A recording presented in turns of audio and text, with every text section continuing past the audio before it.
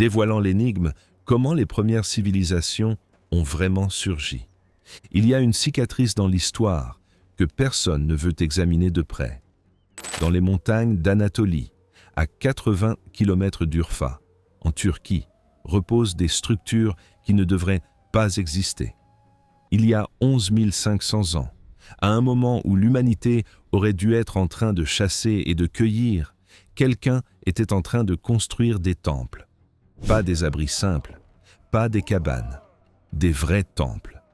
Des monolithes de pierre pesant 5 tonnes chacun, érigés avec précision en un cercle parfaitement planifié. Aujourd'hui, nous appelons ce lieu Göbekli Tepe. Et ce qui a été découvert là réorganise complètement tout ce que nous avons appris sur la naissance de la civilisation. Le problème commence ainsi. Pendant des décennies, on nous a enseigné que la civilisation a commencé dans la vallée du Nil, puis en Mésopotamie, cités-États, écriture, gouvernement organisé. C'était là les marques du début. Mais en 1994, l'archéologue allemand Klaus Schmidt s'est rendu en Turquie. Ce qu'il a trouvé enfoui ne correspondait à aucune narration connue. Et 40 ans plus tard, cela ne correspond toujours pas. Göbekli Tepe. Avant la civilisation. Pensez à ceci. En 9500 avant Jésus-Christ, tandis que le reste de l'humanité était en groupe nomade de chasse, quelqu'un a organisé des centaines de personnes pour extraire, transporter et ériger des blocs de calcaire avec la précision d'un chirurgien. Les piliers hantés sculptés là ont des reliefs d'animaux sauvages tellement détaillés que vous pouvez voir les muscles et la texture. Ce n'est pas de la décoration accidentelle. C'est de l'art d'une intelligence préméditation. C'est du rituel. C'est de l'organisation sociale complexe. Ce que Klaus Schmidt a documenté entre 1994 et 2014, avant sa mort, c'est que le site avait au moins 20 structures différentes, chacune avec sa propre architecture raffinée. Ce n'était pas un cimetière, ce n'était pas un habitat, c'était clairement un lieu de rassemblement massif. Des gens voyageaient pendant des jours entiers pour être là. Il y avait des vestiges de repas rituels, des os d'animaux élevés et consommés ensemble, des preuves de rituels qui duraient des heures. Mais voici la contradiction qu'il ne mentionne pas dans les documentaires standards. Göbekli Tepe a été délibérément enseveli, pas par l'érosion naturelle, par choix intentionnel. Couche après couche de terre ont été placées sur ces structures. Quelqu'un a décidé que personne ne devrait les retrouver à nouveau. Pourquoi? La question qui remet tout en question. Si la civilisation a commencé quand nous avons appris à écrire et à cultiver des aliments, pourquoi les gens sans agriculture ont-ils construit des temples avant que toute culture ne domestique le blé? C'est ce qui gêne. Les archives académiques appellent Göbekli Tepe, néolithique pré-céramique, une tentative désespérée de la forcer à entrer dans une catégorie à laquelle elle n'appartient pas. Mais les faits ne mentent pas. Selon les études publiées par Schmidt et ses collègues dans le Journal of Archaeological Research entre 2011 et 2014, il n'y avait aucune preuve d'agriculture permanente quand Göbekli Tepe a été construite. Alors, comment une société sans ville permanente, sans agriculture, sans gouvernement centralisé selon notre définition de civilisation, a-t-elle pu organiser la main-d'œuvre nécessaire pour faire cela? La réponse la plus gênante est que notre définition de la civilisation était erronée. Elle ne commence pas avec l'écriture. Elle ne commence pas avec les villes permanentes. Elle commence ici, quand des groupes de personnes décident que quelque chose est si important que cela vaut la peine d'abandonner le nomadisme, que cela vaut la peine d'organiser la collectivité, que cela vaut la peine de créer un sens partagé à travers des structures durables. Quand Göbekli Tepe a été découverte, elle a refait toute la chronologie. Elle a redéfini ce que nous étions et quand nous avons cessé d'être simplement des animaux survivants pour devenir des constructeurs de sens. Et personne n'en parle. Le modèle oublié. Ce qui rend Göbekli Tepe encore plus perturbant, c'est qu'elle n'est pas seule. Il y a d'autres structures d'âge comparables dispersées dans le croissant fertile. Çatalhöyük, le plus grand établissement pré-céramique, occupé entre 7500 et 5700 avant Jésus-Christ en Anatolie, avait des structures organisées en blocs de maisons, des rues planifiées, une régulation du stockage communautaire. Les fouilles, là, documentées par l'archéologue Shahina Faizi depuis 1993, ont montré que les gens vivaient dans des maisons connectées, sans porte de rue, utilisant les toits des maisons comme route de circulation. C'est de la planification urbaine, c'est de l'infrastructure. Mais Çatalhöyük est souvent décrite comme un accident organisationnel, un exemple de la façon dont les communautés se développent naturellement. C'est rarement discuté en termes d'intelligence urbanistique délibérée. Puis, il y a les Talayot de Majorque. Des structures de tours de pierre sèches construites autour de 1000 avant Jésus-Christ, dispersées sur l'île selon des motifs qui n'ont toujours pas été complètement expliqués aujourd'hui. Nous n'avons pas de registres écrits de qui les a construites. Nous ne savons pas exactement pourquoi. Mais elles y sont, parfaites, résistant au siècle. C'est la précision sans documentation. La connaissance sans l'écriture. L'impossibilité de l'écriture. Voici le point qui perturbe véritablement. L'écriture est souvent considérée comme le marqueur zéro de la civilisation.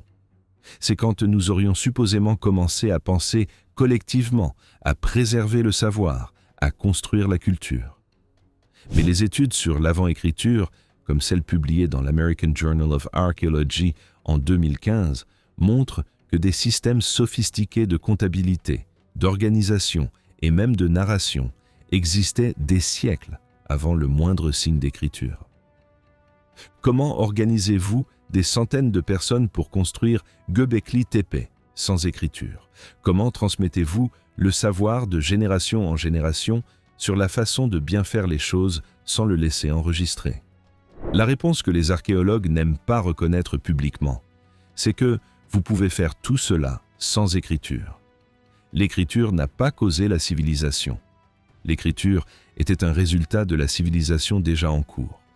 Vous avez besoin de quelque chose de beaucoup plus puissant que l'écriture pour déplacer les montagnes. Vous avez besoin de croyances partagées, de sens commun, de cérémonies qui fait que les gens sentent qu'ils font partie de quelque chose de plus grand. Le savoir qui devrait être enregistré. Soyons honnêtes sur quelque chose. Les découvertes de Göbekli Tepe ont été publiées par Klaus Schmidt en 2006, avec examen par les pairs internationales. Aujourd'hui, 15 ans plus tard, elles ne sont toujours pas complètement entrées dans le curriculum scolaire standard. Pourquoi? Une hypothèse est que c'est inconfortable. Une hypothèse est que cela remet en question le fondement même de la narration historique occidentale. L'idée que nous, les modernes, sommes nécessairement plus évolués, plus organisés, plus intelligents que nos ancêtres. Mais il y a une autre possibilité plus perturbante. Göbekli Tepe a été délibérément enterré. Sa fonction originelle est toujours débattue. Certains chercheurs, comme l'archéologue Jan Oder, affirment que c'était un lieu rituel d'importance immense. D'autres spéculent que c'était le centre d'une religion primitive sophistiquée. Ce qui est certain, c'est que quelqu'un l'a jugée suffisamment importante pour l'ensevelir complètement, soigneusement, définitivement. Ce que nous savons avec certitude, c'est qu'il y a eu un moment où nous avons décidé d'arrêter de construire là. Nous avons décidé que c'était le moment de laisser cela aller. Nous avons enterré le temple, et pendant 7000 ans, personne ne savait qu'il était là. La vérité inconfortable sur le progrès. Cela change la façon dont vous comprenez l'histoire humaine.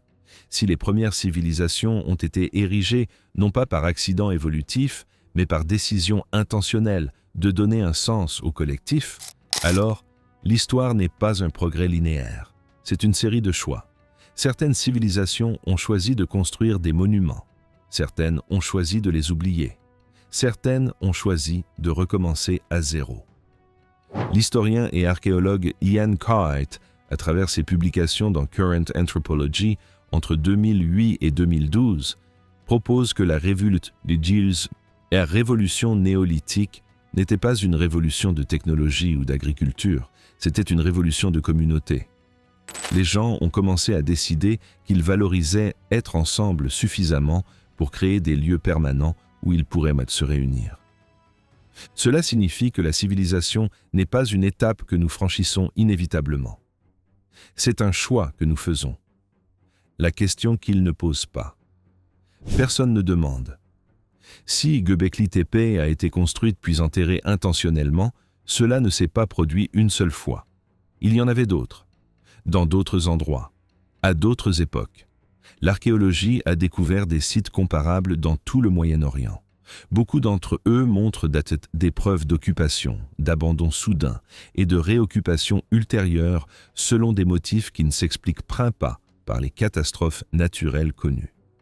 Il y a des indices selon lesquels des sociétés complexes ont surgi, disparu et réapparu plusieurs fois avant ce que nous appelons l'histoire enregistrée.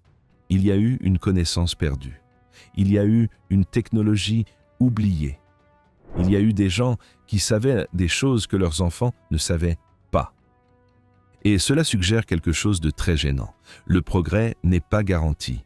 Le savoir n'est pas cumulatif par défaut. Les sociétés peuvent construire, oublier et devoir réapprendre. L'énigme qui continue.